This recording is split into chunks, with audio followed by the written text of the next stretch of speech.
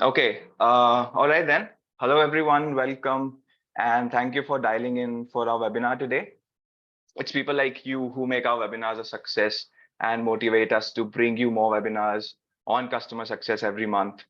My name is Shivam, and I am from Team ZapScale. We are a customer success platform for B2B SaaS organizations. And today I'm joined by Mausmi Ambastha, who is the COO and co-founder, or as I like to call her, the boss lady of ZapScale.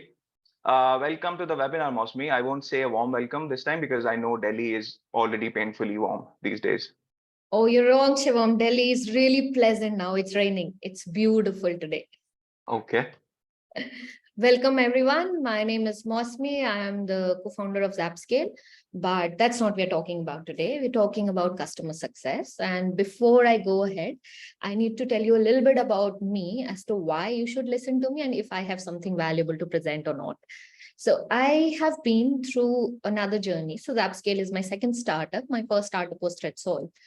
And we started with a small business with like 4 people. We grew it to, a team of around 150 people. We had around 170 customers, starting with 2. So the entire startup journey of setting up customer success and of course, making lots of mistakes and learning from it.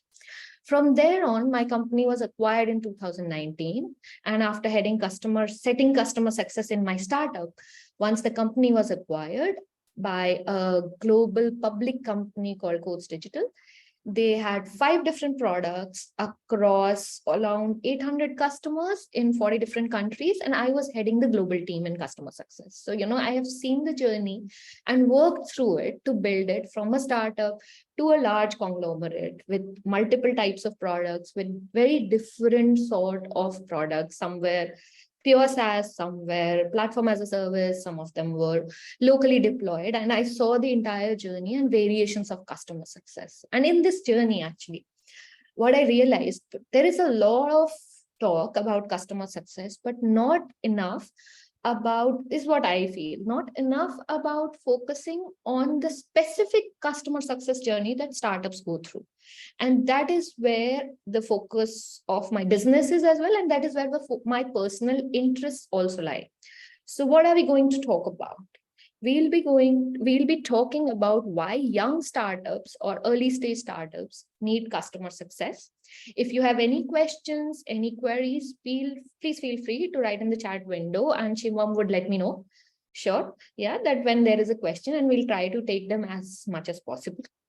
I also very strongly believe that all the people who are joining have some very interesting insights to share. So I believe in a lot of peer learning. So if you feel I have missed something or something I should have addressed in the presentation, please do write in the chat box. I would love to add those pointers as well. So what are we going to talk about? Number 1, why should you worry about customer success? I mean, what's the big deal about it? Number 2, why now? You're an early stage startup, right? Why not wait some time? What are the early symptoms that will tell you that you definitely need customer success? And trust me, we saw all of this in our previous startup. It's all part of what we did, mistakes, learned, and put it together. When do I start looking at customer success in my business? And when we have seen through basic understanding, we will dive down into some strategic initiatives as to what is my customer success type, how do I put my priorities together, who should be doing it, and how do we get customer success working? And after all of this discussion, it's very important to see how practically you do it in your business, right? So we will take you through a real world scenario exercise where we understand how we can apply all of these concepts into our business today. So let's dive right into it. Why should you worry about customer success? I mean, I'm sure all of you know churn is very important.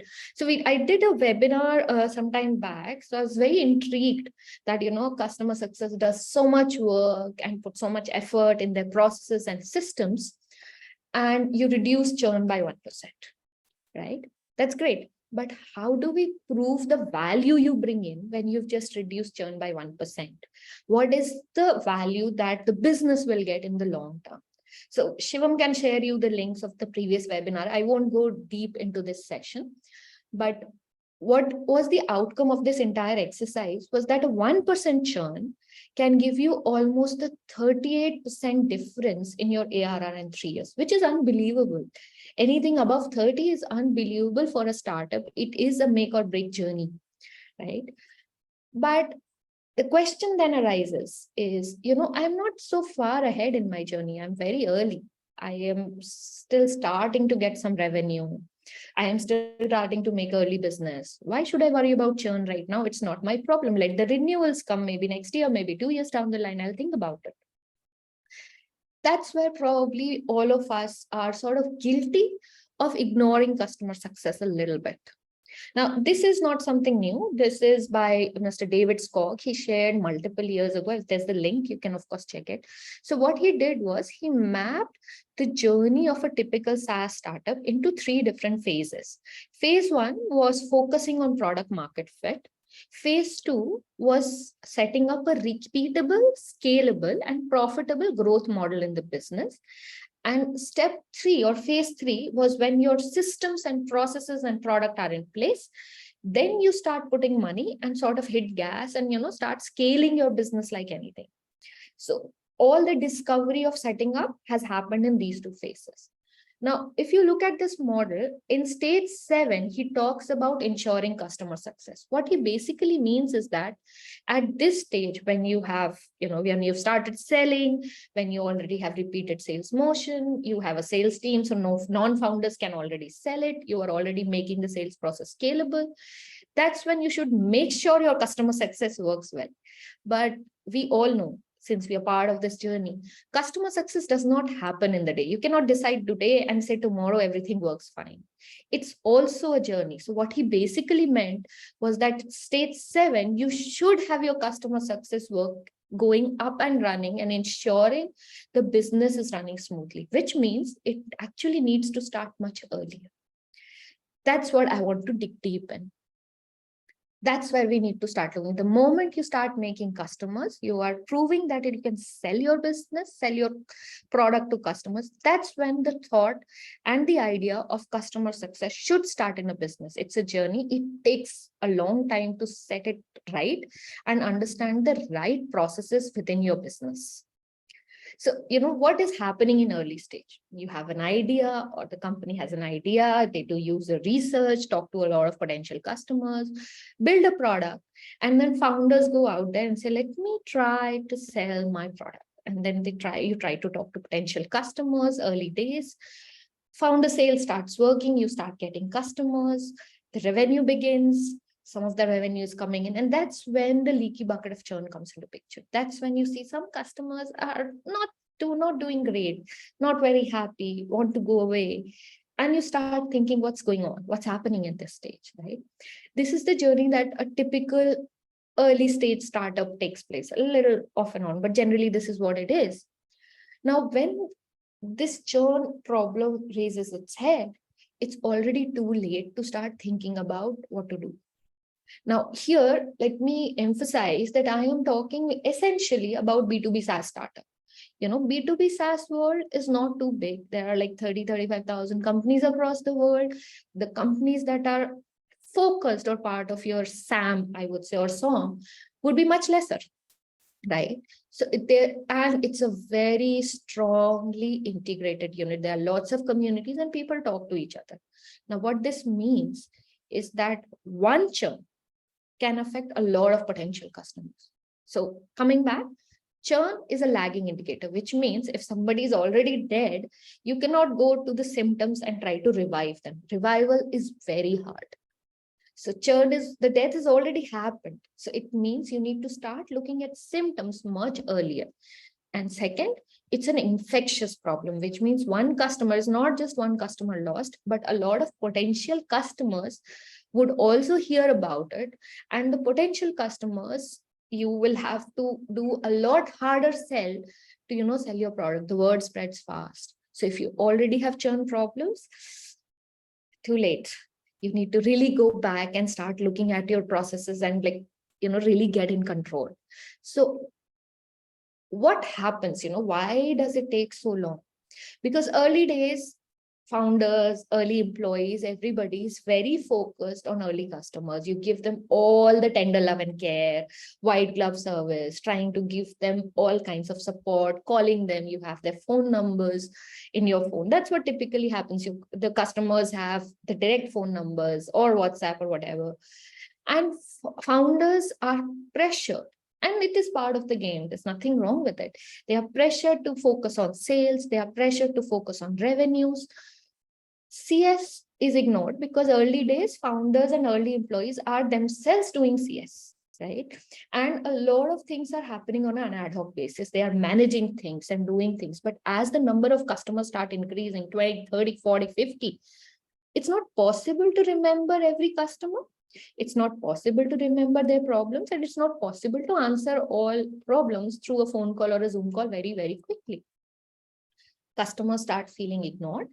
And the team starts doing firefighting because we haven't set up strategic initiatives to manage these customers.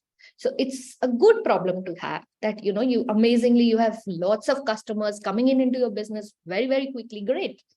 But if this particular piece of customer success is not handled early on, it can sort of slow you down in your, rocket ship to the moon. So it needs to be looked into. Now, there are certain symptoms that you will see in your business, which you can identify and understand where it's coming from. So I would like to focus on those symptoms. Probably you may have noticed a few more. Shivam, you have your hand raised. Do you want me to take a question before I go ahead in the next section? Yes, Mausmi, we have a question from Bharat. He asks that how to get the value realization top down. The numbers look great, but how to deal with the chicken and egg situation where the cost of resource needs to be justified versus the cost of churn at early stage churn is generally perceived. That's a very deep question, Bharat.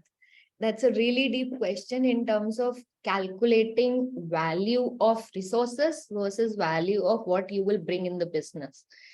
It's a budgeting problem, and I cannot take that question in this session, but trust me, I will give you a detailed reply. Please do drop your email ID and I'll create a format for you as to how you can calculate this. There is absolutely a way to calculate where you project churn and then calculate the value of resource that you would need and then parameterize it, and of course measure that KPI as you get along. But it's a detailed exercise. I will definitely share a detailed answer for that. Coming back to understanding symptoms, your customers come back and saying they can't find value, right? That's the problem with where that Bharat was mentioning. You cannot find value, right? So what do we do? Do we have customer success? Do we wait for it? Can we justify the budget to invest in it? But coming back to what reasons when customers says I cannot find value. One is your product is not solving the use case. It's possible, right? That the product is not solving the problem. Maybe the product is not right. Or maybe the product is correct. It is solving the use case. But the value of the product has not been communicated to the customer properly. And we haven't defined those processes on how to communicate the value. In early stage products, it's hard to define value. It takes time and collaborative work with the customers to understand what parts of the system or what areas they are getting most value of. In mature businesses, this is a lot more structured. In early days, you have an idea of what will give them value, but customers might often surprise you. Second situation that you would face is a lot of customers are dissatisfied, saying the feedbacks I'm asking, they're not coming in the product, or they're asking for a lot of features. Now, there could be two things. One, the product is running its own roadmap and the feedback of customers are not being built in.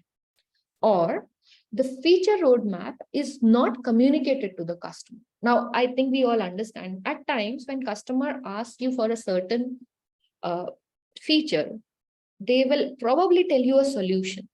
It's the job of a customer success person to talk to the customer, understand what the real problem is, and the solution could probably be better within the product, or you can define it better and align their expectations with what the product roadmap is.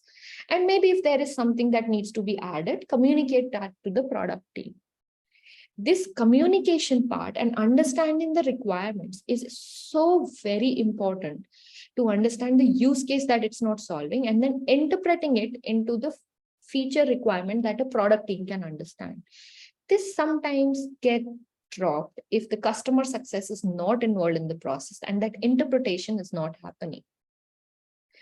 Third, customer cannot get the product live. It's taking a long time to onboard. So it's possible that the product onboarding process has not been simplified and it's really hard. Or the customer success team is not there, and therefore the process is not streamlined, managed, and tracked with the customer. Early days, it so happens that at times the onboarding process is still a lot of consultative. It is not all automated. It is still evolving, and it does require customer success team or a dedicated team, let me say, who would handle the customer in terms of onboarding them in the early stages. You're still working on all documentation, your automations are not yet there. And all of these lack of documentation and automation is sort of covered for by the CS team in the early days. And as and when the automation comes in, CS team moves to more strategic initiatives. Customer adoption is low, which means you have sold it to the customer, but customer still continues to use their old system, whatever they were using, maybe Excel, maybe some older tool. They haven't yet completely started using the new. Now, either the product is not solving the problem at all for them, or the adoption management and tracking success plans have not been put in place. The customer has not been taken into a journey of adoption. Now, all of these things, right, raises three questions. If the customers are not happy, one, is my ICP wrong? Are we selling to the wrong customer? Because it generally starts in the startup phase, where you're still figuring things out. You start doubting, maybe I'm not selling to the right people because they're not happy. Or maybe my product is not right. Maybe I haven't found the solution or the use case that is really a pain point and I haven't sorted it right. There's a third aspect to it. You may have the right problem, you may have the right solution, but if you don't have a CS team doing the entire communication structure with the customers, then your communication may be wrong, right? And this is something which is very important, which gets missed in the early stages if you don't have a dedicated team working towards it. So how do we fix it? Very simple. Talk to the customer. The customer will tell you, customer will tell you exactly where they need help. And who will talk to the customer? A customer success team member.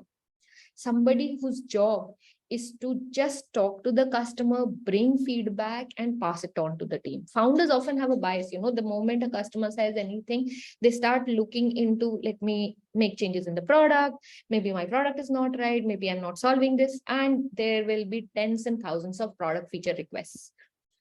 But a customer success person is more neutral, who would start looking into why is the customer saying, listen to them and interpret it in the language that becomes a voice of the customer in the business. So what happens in early days in a startup? Okay, there are good things happening. You're getting good customers, early validations, customers are engaged, giving you feedback. You have a rough idea of ICP, still polishing it, and a really good market traction. Awesome. You're doing great. What's not so good? You're still identifying and quantifying value and outcomes for ROI. What is okay? Customer success process is minimal, still people dependent. You're still trying to put processes in, knowledge base, help, etc. is basic. You have a long list of product requirements. Your ICP definition still needs a little more polish. And what turns out to be ugly? So this has a good problem to have. Things that are turning ugly is as number of customers increase really fast, the lack of process starts hurting. You start losing touch with individual customers' health. And early customers, they expect the same level of involvement. Low product adoption and usage because you haven't set those processes, that might hurt. And you have early signs of churn. So I'm not saying these are bad. This is standard in every startup. You are struggling with 10,000 problems and you have to prioritize something. My only point here is please do prioritize customer success and think about it because it's important. CS is the voice of the customer in your business. They will get the feedback and put the business alignment. And customer success is not a department, it's a strategy. And if you don't start early with the voice of customer, it is going to hurt very badly very soon. So when do you start doing it? It should follow the sales process very early on. So when the founder sales start, parallelly the customer success process setup should start. It could be the founder doing it. It could be a CS person that you may hire doing it, but somebody has to start setting those processes. The sale starts working. By the time you reach there, it starts functioning. You would have also aligned your onboarding and adoption process. It has to go step by step with the sales process as the business grows. Otherwise, if you start here, you are starting on step 1 and it's a mess and it will take a dip in your business. Shivam, do we have a question? Yeah, would you like to answer a couple of questions? Yeah, that's fine. Shubham Raj asks, having a base of around 2,500 customers for our most important SaaS app, we are providing support via email, chat, and calls, proactively reaching out to customers too. Does it make sense to create some sort of a Slack community or Discord, etc., to have better connection with customers? Trying to improve the present rate of 52% retention for new installs. A community is a very big exercise. I don't know what your ACV is, but 2,500 is a large chunk of customers. And if the pricing is in a range of, let's say, around $1,000 or less in that region, I would, and even higher as well, I would say community makes sense because you already have 2,500 people on your platform. There are positives and negatives to that. You need to make sure you maintain that community, and also the engagement in the community becomes very, very important. And if you have some customers who could be your advocates in that channel, then that community can do magic. But if you have a reasonable chunk of unhappy customers, then that community can be very, very detrimental. So it needs a detailed strategy of how you start the community and also how you manage the communication there. So I would suggest do a deep dive on managing a community, and also in terms of how do you influence the communication in the community in your favor and not end up in a situation where unhappy customers create more issues for you. So just do a deep dive, start with some of the most happiest of your power users of your customers, talk to them and understand if they would be willing to help you out in this exercise. We have another question from Abu Mansoori. He asked that for early age or growth startup, would you recommend self-onboarding? I would say self-onboarding. Okay, we'll cover self-onboarding in the next section actually, okay? So let me take this section and then we can talk about self-onboarding. Self-onboarding has multiple parameters. And I think everybody should try for self-onboarding, but at times, because of the kind of product you have, it is not possible, especially in the early days. So I will cover in the customer success type section. So till now, we discussed about that why customer success is important in a startup, why early days, when should you do it, and what is the time to get started on it. Now we'll be talking about what is your customer success type. Now, how do you define customer success type? Customer success type is different, not only for each company, but also for each customer segment. Your product complexity, price, business maturity, all of this comes into the picture. Now, I'm sure you've seen this picture, who you are selling to. Are you selling to, deers or elephants or dinosaurs, which is the side? Of course, if you look at amoeba, that's more B2C. So let's not look at that. For B2B, I would say you start looking upwards from the mouse to the rabbit. So a mouse would be like somebody who's paying $1,000 a year. A deer would be somebody who's paying $10,000 a year. And an elephant customer would be someone who's paying $100,000 a year. Now, what is important to see in this image, this is made by Christoph Jans. You can check his blog and he's explained it very nicely. So what he says is that depending on the size of the customer you target, that means whatever your annual price is, the number of customers you need to make changes, of course. So if you are targeting elephants, you need 1,000 customers and you are 100 million business. But if you are targeting Mouse, you need 100,000 customers, which means if you're selling something at $100,000, you need 100,000 customers. What it also means for CS is as number of customers increase, depending on the size, the CS strategy also needs to change, because your CS strategy cannot be same for 100,000 customers and 1,000 customers. I am sure all of you understand the basics of it. It cannot be same because it's large number of customers, and because you're selling only $1,000 a year, cannot be profitable, right? You must have seen this diagram. It's a little concept that I have tweaked based on my understanding. So let's look at the x-axis. Now, when we were talking self-serve, so what we're talking about on x-axis is how complex is your product. Is your product self-serve? What it means is that somebody can go online and just sign up. Or is your product very complex and requires like a 2-month or a multiple weeks of detailed project management and deployment? Not only product complexity, also the sales complexity, which means that in a self-serve environment, somebody in a team can decide, I need this. The amount of money is very small. They can quickly get approval and buy it themselves and start using it from the next day. Something like a Zoom or a Calendly, right? You have a free version, you can start using it. Or even if you're buying the lowest version, it's not a very big amount. But in complex deployments or in large products, you have to go through multiple levels of approvals, which means you need to have approval of a team leader, maybe a director, maybe a CFO. So the sales process is also so complex. Maybe you need some IT approval. So IT team needs to say, go ahead that yes, you can use it or you can't use it. So the self-serve and complex deployment has multiple parameters to look into. Now, another axis, which is the y-axis, is the price axis. So let's look at starting with, let's say, $1,000 ACV to a $150,000 to a $200,000 higher ACV.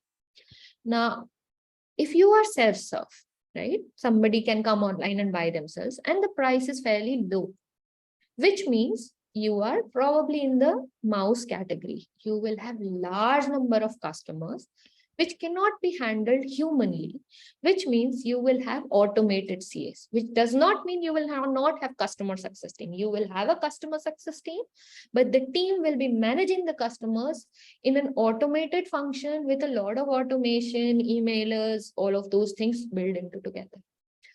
If your product is, let's say, somewhere between $20,000, $30,000 annually, and it's sort of slightly assisted deployment, so it takes a few days maybe or a week or so, then you will have a dedicated CS person talking and helping you through the deployment process.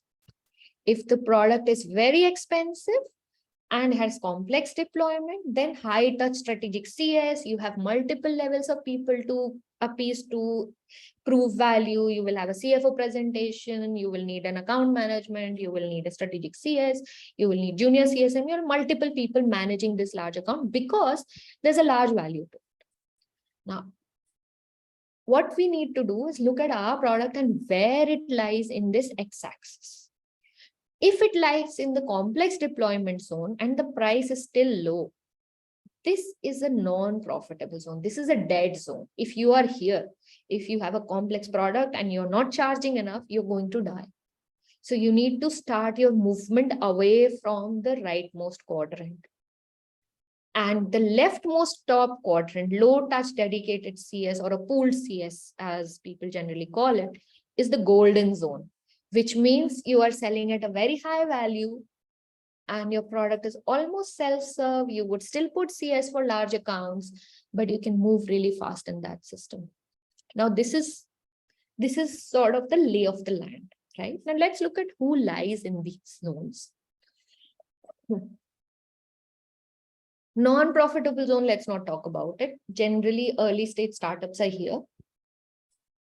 And then try to move away from here. That's the idea, of course, but we'll touch upon that later. So digital touch, Zoom, Calendly, I'm sure you can think of 20 other products that lie in different zones. Medium touch, Zoho, HubSpot, and high touch, Salesforce, Microsoft Dynamics, large products, right? Large, complex deployments. And low touch, I would say AWS, cloud services. Now, think about it. A tech team in early stage startup can start using these services on their own. They're still small ticket, but AWS, cloud services, Google Cloud, Microsoft Azure, these people know that these small startups, once they start using their cloud platform, based on their usage and as their business grows, they would not generally move out of it. So they try to catch them early, and then as the business keeps growing, the usage-based metric, their business, their revenue grows, right? But it's very low touch. You can, of course, ask for help, but you would not have an early stage a dedicated CS for you. As your business grows, your business becomes bigger, they will put dedicated CS to focus on your business and sort of help you stay on their platform. So this is, of course, amazing the way it happens, but let's focus on these areas which we understand. Now, if you notice, I have put HubSpot on digital, medium, high touch, all three zones, right? Why would I do that? Now, that's because, as we discussed in the beginning, it's not the business, it's also the customer segment, right? So when you are segmenting it, it's the customer segment, and HubSpot can have a small customer segment as well as a medium-sized customer segment and a high-touch customer segment, very aligned with their pricing. So for somebody like an early-stage startup like me, if I want to use HubSpot, I won't have a CS dedicated to me. I can, of course, ask for a call if I really need help, and they will schedule when they can. But I have to learn it on my own. I can just sign up, start using it. So that's a digital touch. However, if someone like, let's say, Clary, right?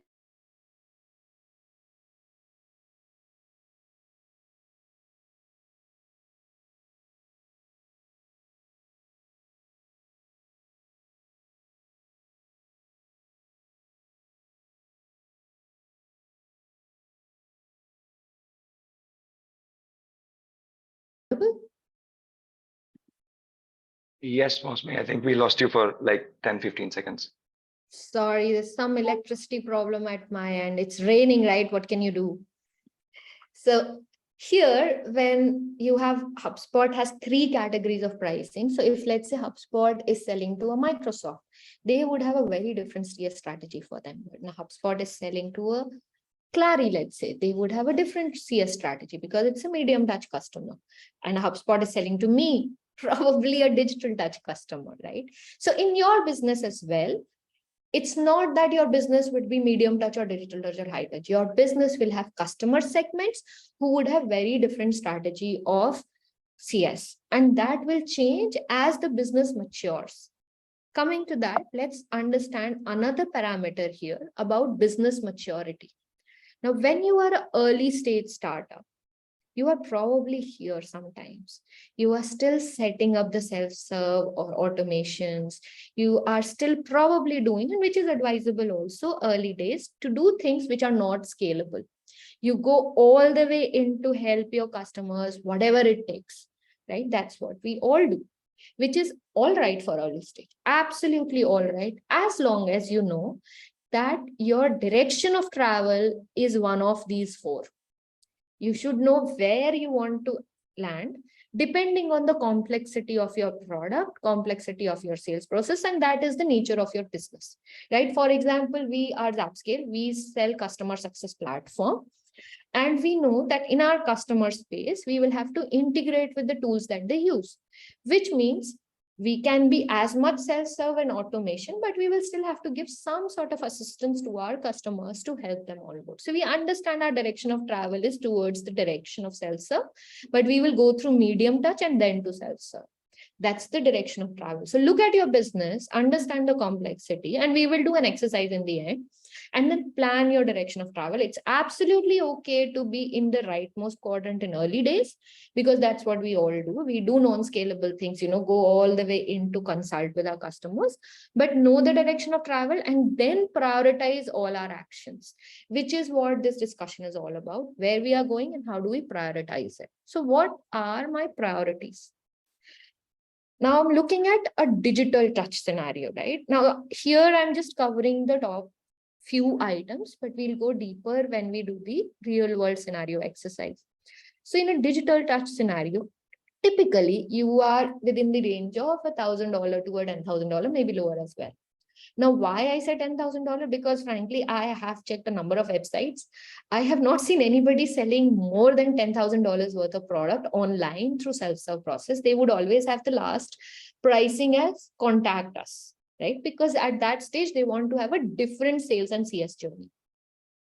So digital touch would go between this $1,000 to $10,000. The product complexity would be very low, which means somebody can just sign up and start using it. Onboarding will, of course, should be self-serve if you want this. Scale of use, it should probably be individual or within a team, because the moment it goes outside a team, you need multiple people's approval. The sales process becomes longer. Sales cycle is very short, hours, days, nothing more than that. CS touch points continues to be digital, which means all the digital things that are required to manage these customers are essential.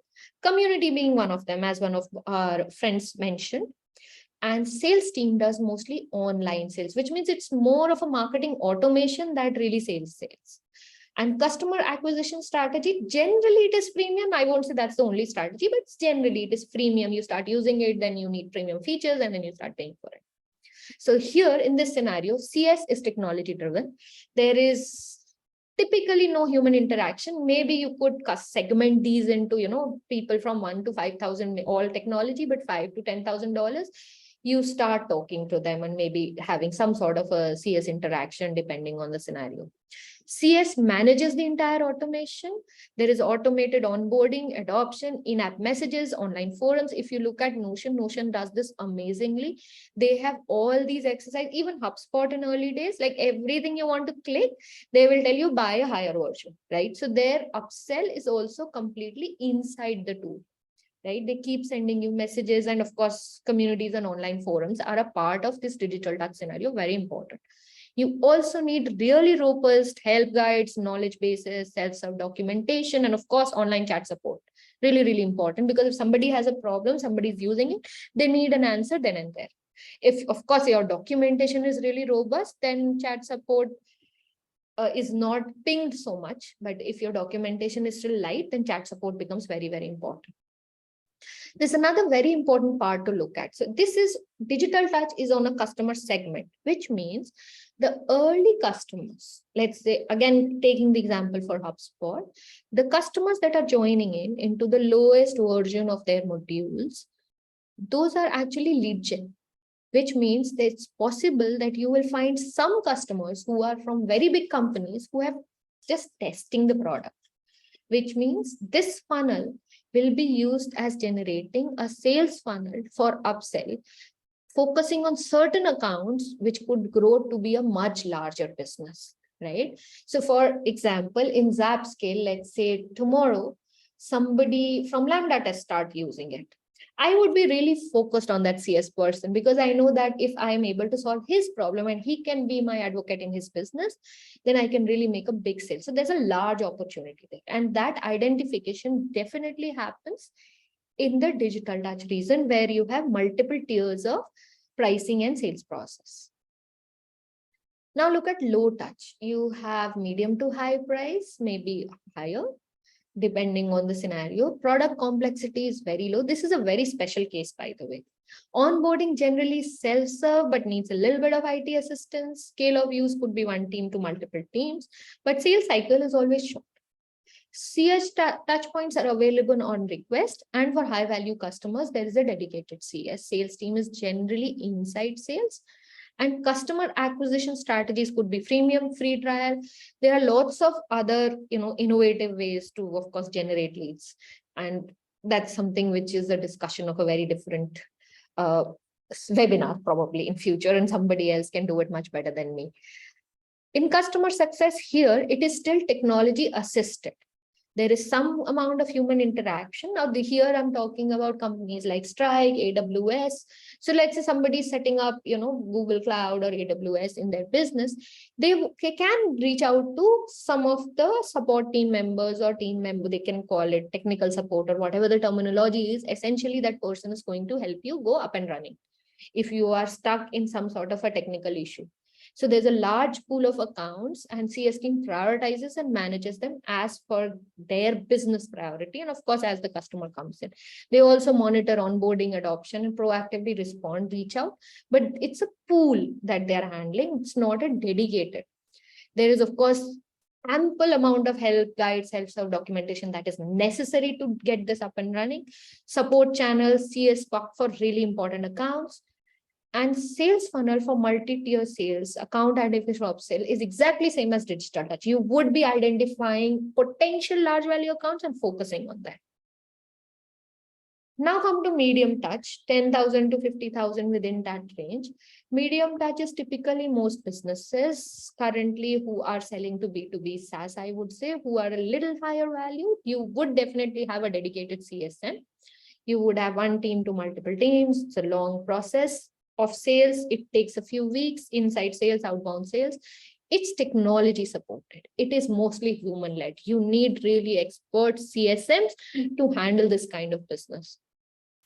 Dedicated CSM, talking to the customer, managing the entire journey, and ensuring that the customer receives value, ensuring that the outcome is defined, the ROI is defined, and monitoring performance regularly. There's high touch support with email, chat calls. So you have somebody who can log their tickets online, or they can call a CSM and say, I have an issue, this is not working, help me out. You have a support team following up SLAs and responding to the customer, and account identification only for the purposes of upsell and expansion. But this is very human-led, where a CS person is handling a number of accounts. High touch is a strategic CS strategy where a very large value accounts goes into long-term project management, larger businesses, multiple teams, multiple organizations, and these guys have very different priorities. So for them, a community is good to have, but not must. It's good to have, but not must. For these people, high touch support and a dedicated CSM and account manager, very important. A QBR, email, chat, all of that tracking, support, SLAs, all of that, this becomes very, very important at these stages. So there are different priorities for different segment of customers. And we will see that how you can structure it in the Excel sheet. Now, who should do customer success?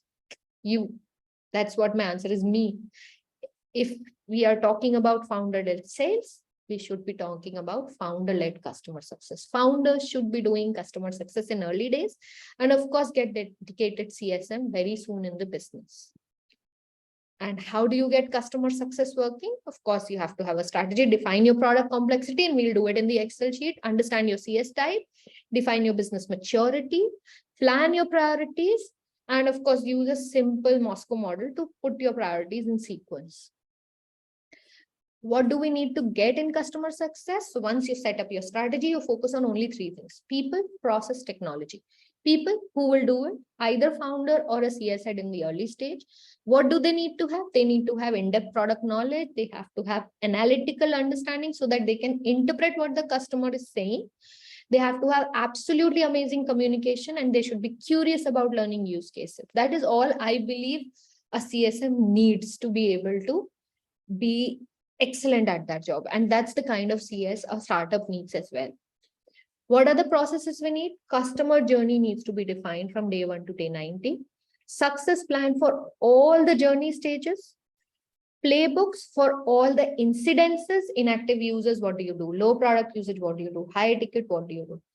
Tracking, customer health, success plan, customer data to be able to see all of this. And of course, customer outcomes, very important. How do you define value and how do you communicate it? Now I understand this is just a lot to cover in 30 minutes. I'm trying to cover as much, but I will try to add more and more content on my blog so that, you can go and read, because the kind of questions you're asking, I don't want to answer top level. I would try to really go deep and answer those questions. So keep an eye on the blog. I'll try to answer all the questions that you are raising, which are much more deeper and much more practical.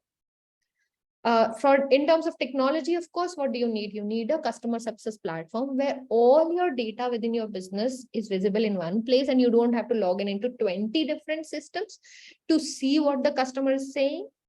The customer health needs to be calculated somewhere and tells you that these customers are not doing great, these customers are inactive, and you should be able to track the success plan, playbook, customer journeys. And support channels should be set in the system for raising issues and concern. Customer should know, where do I go and raise a concern, and where do I go and read about knowledge-based help file portals. So let's come to a real world scenario, right? Because this is a lot of discussion, but let's see how do we do it. So this is a structure on how do you define what type of customer success you have. So let's start with price complexity, right? What is your price? Now let me do it for my business. And then what Shivam can do is Shivam will share all of this after the webinar, and you can try it for your own business and understand it better, right? So I'm just doing it for my business for ZapScale. Is my price online, Shivam? Are prices online? Not yet, very shortly. Oh no. So I'm putting custom price and fixed parameters, which should have been here. Okay, decision makers for us, generally it's 2 or 3 people who take the decision.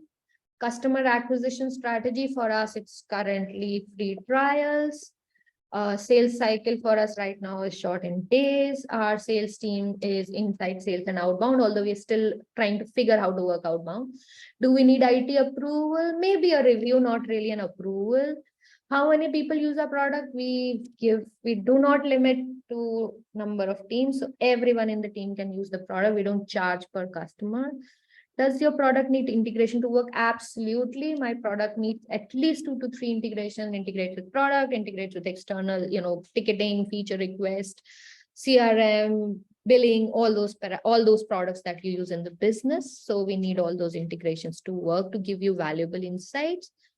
Does the product need custom setup to use? Very few. Some of it. Oh, yeah, there you go. How's the onboarding process? It needs some guidance, I would say. How's the adoption process? Needs some guidance. Does it need ID involvement in onboarding? Yes. Now, if you see the numbers here, now I have done it for my business. You can do it for yourself. My numbers are between low touch and medium touch. I would say I'm mostly in this region. My direction of travel is from medium touch to low touch in terms of product complexity. This is where I am because it is the nature of my business.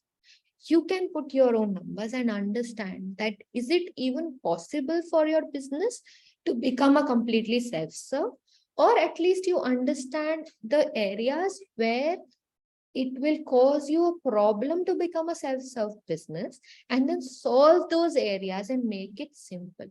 For example, if this moves from free trial to freemium, it would be much easier for one person to use the product. However, the kind of product we sell, it requires multiple integration with the product because we pull product data. It requires integration with ticketing tools, CRM, your billing tool, your feature request tool.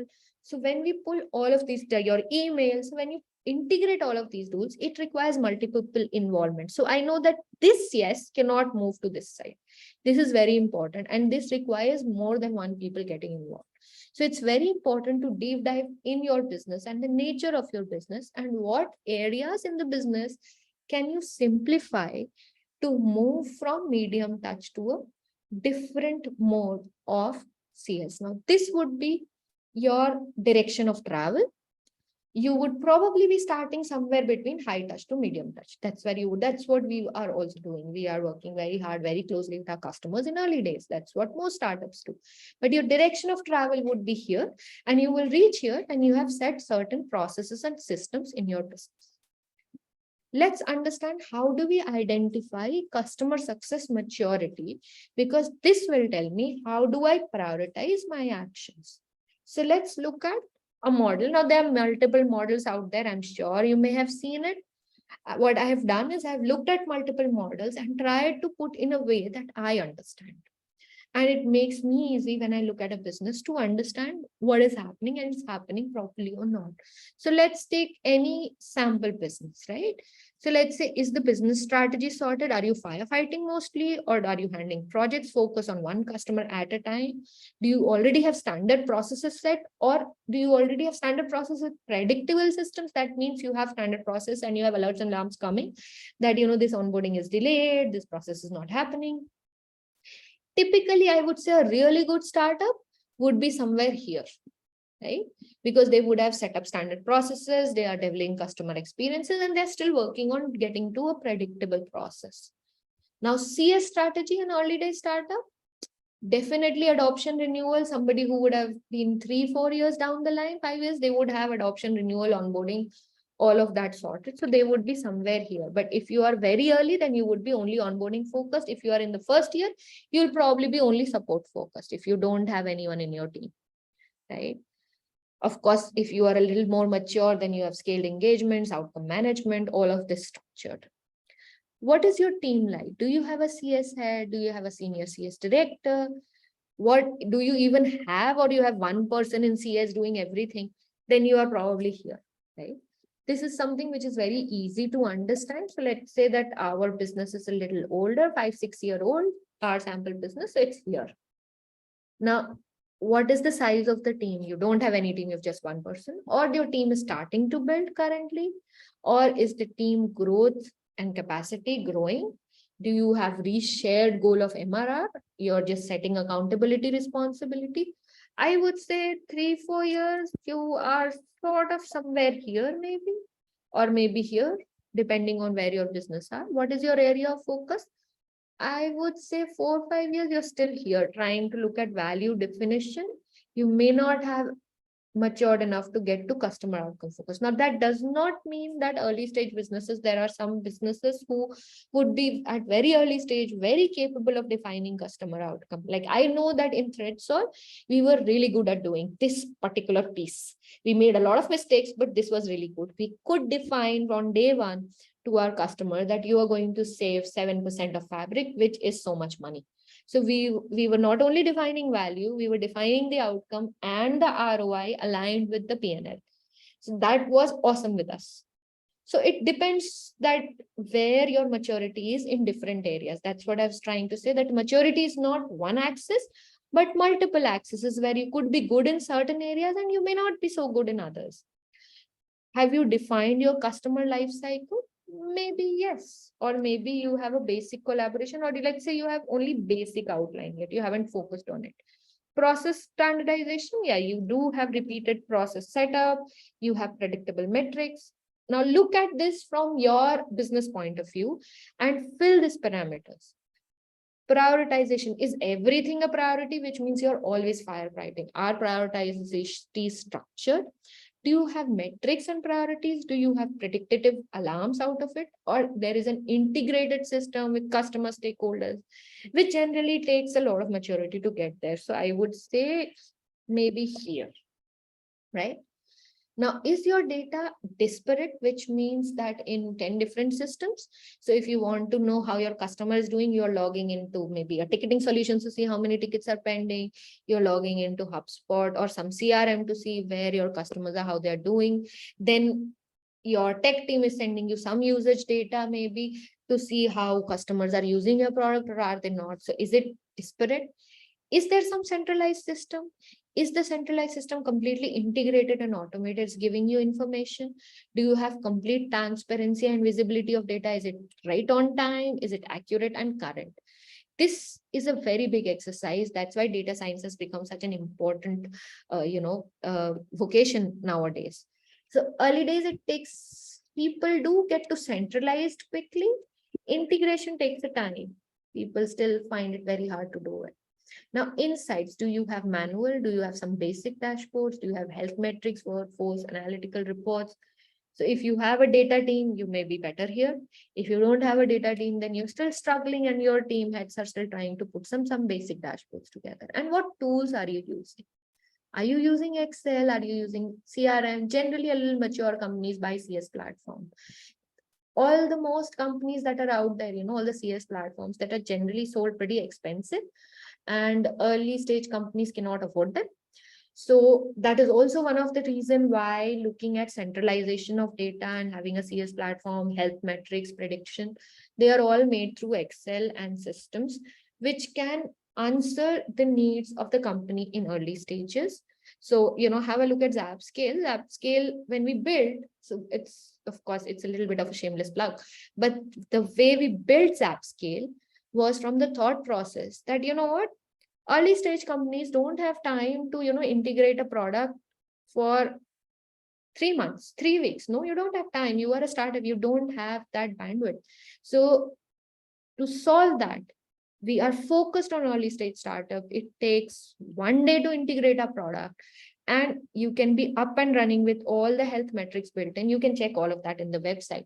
But what I'm trying to say is, if there is availability of something which you can start early in these, it would be awesome.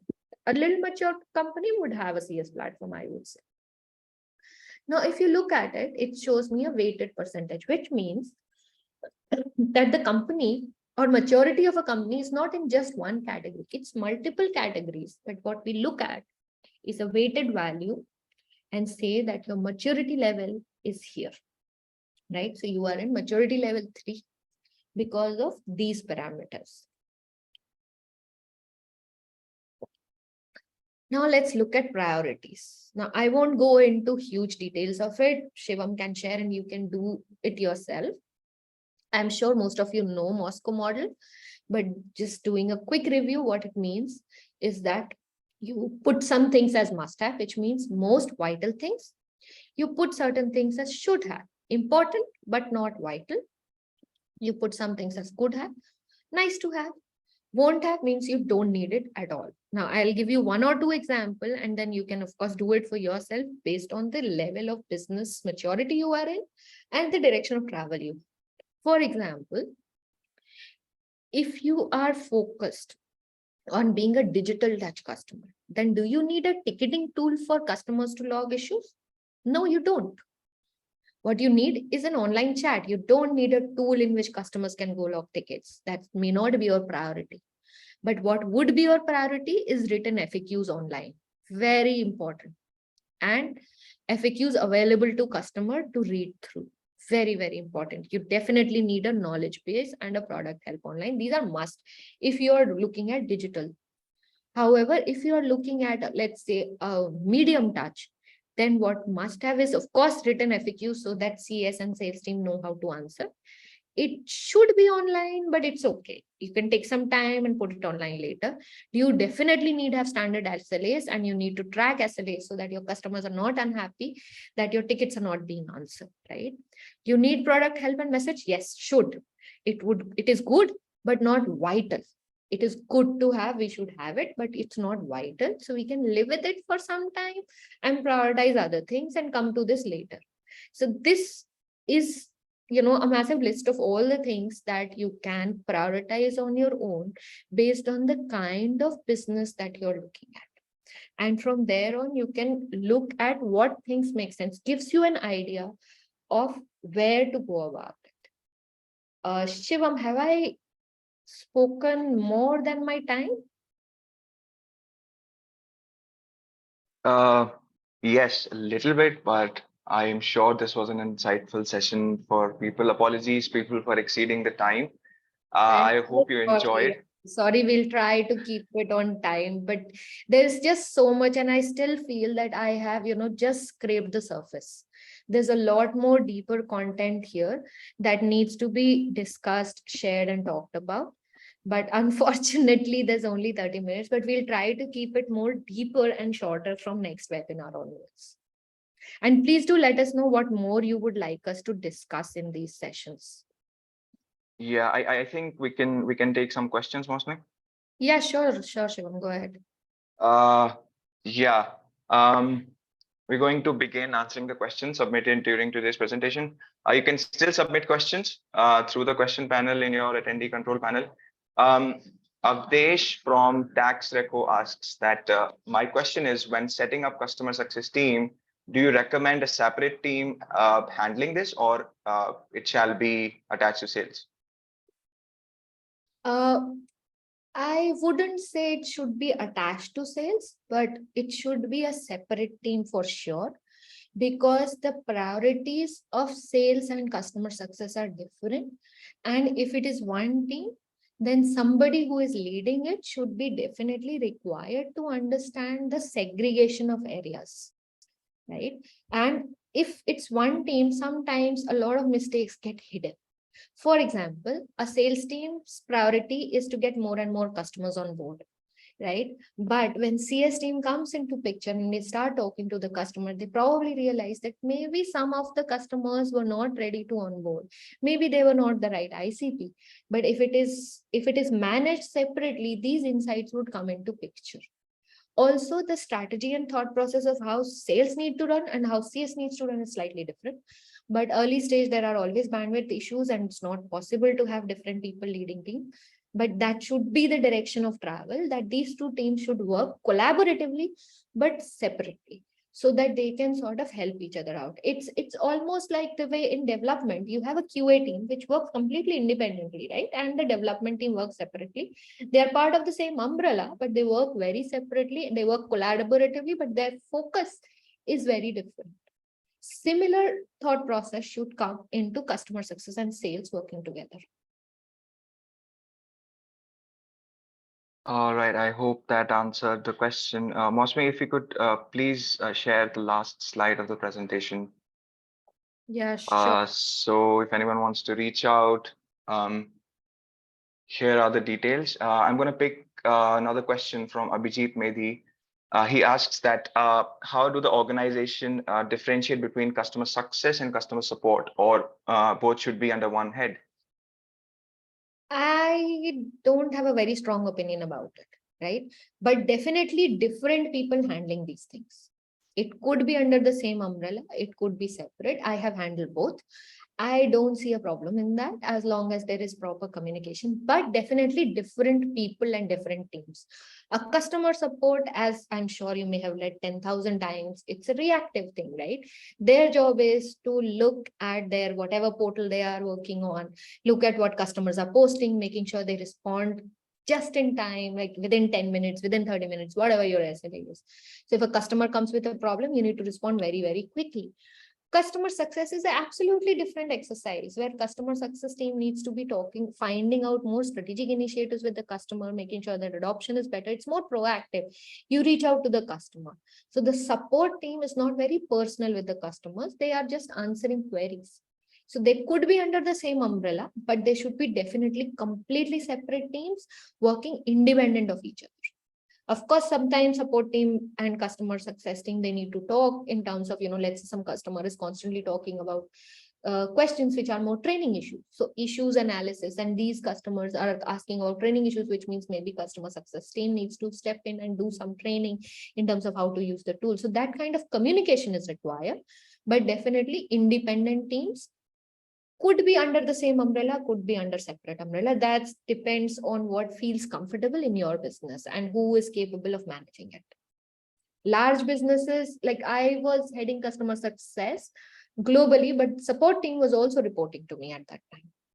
But it was a completely different org structure. All right, thank you for that, Mausmi. Just quickly, a couple of more questions. Pawan Joshi asks that if customer is asking for requirements, which is platform level change, what can be the first step from CS team towards it with client and internal technical team? Also, how we can ask them for more business?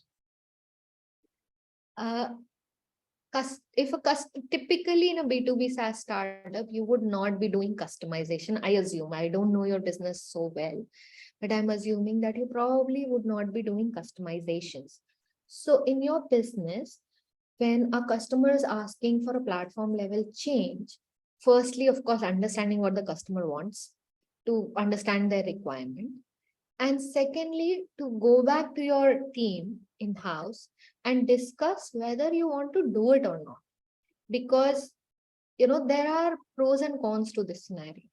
Now, let me tell you a little explanation, a longer answer to this. So let's say a customer asks you something that they want in the platform. You go back and you talk to your team, and team says it's anyway in our roadmap, we will add it. Awesome, great scenario. A customer asks you something that they want in the platform. A lot of other customers are also asking the same requirement. Then of course it's higher in your roadmap. You bring it up and you say, okay, this is something we'll do. Third scenario is customers asking something which is not in your roadmap. So let's say you land up. Now, if it's a small customer, you can still ignore it. Say, okay, we will not take it. But let's say that's a large customer, somebody who has a potential of very big business. Now, for an early stage company, that could also be a really bad thing to have. Let's say, you are extremely lucky, and tomorrow Microsoft or, somebody like really large Paytm comes around and says, I want to use your product. And you have to make so many changes in your product. Now, what this means is that your Paytm becomes your only customer because they are so big, they will make you customize your product. So it needs to take a strategic call that will you focus on this one customer, then your product will turn into something which will probably service them, or will you focus on product being an independent product roadmap, which is serving multiple customers. So all your eggs are not in one basket, just with one customer. So for early stage companies, if you land a large customer who is asking you to change a lot in your product, that's not a good scenario to have, in my opinion. But depending on your scenario and where you are in your business, you can take a strategic call saying, okay, we will serve this large customer and let me make all the platform changes. And then you can, of course, go and ask for upsell that, we have done so many things for you. You create an entire presentation stating all the benefits that you have brought to the business, because upsell always depends on what benefits you bring, not how much support you've handled, not how many features you've added, but what value have you brought. That's the only upsell trigger, because upsell, if it's a decent ticket size, it will go on the table of a CFO. CFO will ask, what value have this business brought in my business? So what you need is to quantify that value and put a number on the table. Now, it should either increase profit, increase sales, increase the number on top, right? Increase the revenue, or it should decrease the cost. One of these things should happen as an ROI number with the value that you bring in. If it is a large ticket, if the smaller ticket size, then you can just explain the outcomes that you're bringing in terms of improving productivity and things like that. It can still work depending on the size of the ticket. That's how it works. So if you are selling something like $10,000 or something, $500, you just need to say you have solved the job to be done. So if you see this raw value delivery, it varies, right? For a digital touch or a small value customer, you have to say job to be done. Have you solved the job to be done? For a low touch, you solved the use case. For a medium touch, you have to show you've done outcomes have been achieved, what was expected. And for a high touch, you have to show business outcomes or ROI values. So digging down in these, that's the key for your upsell. That's the number. All the other stories are just, a big multiple slides on a presentation. But what will really move the needle is just this. So if you can define this, that's the rate of upsell. And adding a feature or not, I think I have been able to. It's a little longish answer, but I believe it's important to understand. Thank you for answering that, Mausmi. We have a lot of more questions, but I think we should wrap this session because we already exceeded the time, and I don't want to eat into anyone's dinner time right now. Don't worry if your question hasn't been answered yet. Mausmi will reach out to you with the answers. Don't worry about it. Now, to wrap it up, I just like to say that you need customers to succeed, right? You not just need any customers, but happy, loyal, and engaged customers who will stick with you through thick and thin. And customer success isn't just a buzzword or a nice to have for young startups. It's a crucial element for survival and growth. And if you're not already investing in customer success, now is the time to start. Well, thank you, Mausmi, and thank you everyone for attending today's webinar. Mausmi, would you like to say anything? Yes, thank you very much. And I would really, really like to get some feedback from all of you. And please do let me know what more topics you would like me to cover, because it takes a while for me to do the research. So I know Shivam has been after my life to do more webinars, but I always get stuck with doing my research and putting and bringing something which I would want really to listen and has some value in my business today, and not just generic yarn, right? So Shimam will share all of this. Please give me your feedback, and please do let me know what more can we do better, and what more topics that you think would be more valuable in terms of doing a deep dive. Of course, some of the ideas I've already gotten into the session. Thank you very much. And thanks a lot for taking out time and joining. Yeah, we'll be sending this presentation for those of you who don't know. We'll be sending this presentation and the Excel worksheet that Mausmi has really shared in the next 24 hours. Once you leave this webinar, you'll receive a survey on the presentation. And we would appreciate if you could complete that and provide your feedback. It really helps us to organize better webinars for all of you. So on behalf of entire team ZapScale, thank you for joining us. And I hope you have a great rest of the day. Please have your dinner, take a walk, and we'll see you in the next webinar. Yeah, sorry for a very, very longish session. You do have my contact details here, and you don't have to buy ZapScale. You can just come and talk to me if you need any help in customer success. I'll be more than happy to brainstorm with you, or help out in any way we can. All right, then have a good evening. Good night. Bye-bye. Okay, thank you. Bye-bye.